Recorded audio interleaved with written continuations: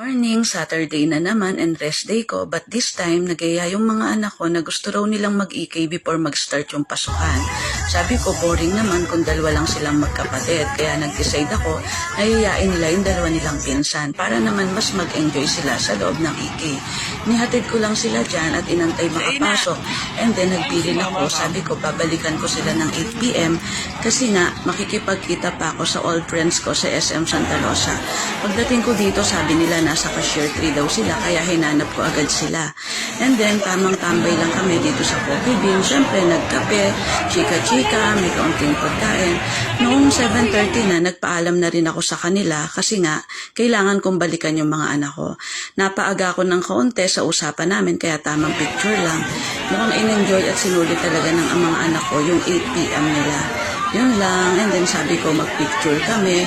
Yun lang po. Thank you.